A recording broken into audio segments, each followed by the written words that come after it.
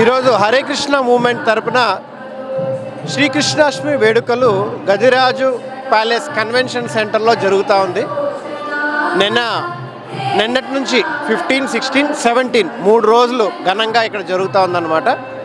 ఇక్కడ వచ్చిన భక్తులందరికీ మొట్టమొదటికి హరినామ జపం, హరే కృష్ణ మహామంత్రం 108 సార్లు జపం చేయించడానికి ఒక యజ్ఞ మంటపాన్ని మేము ఏర్పాటు చేశాము.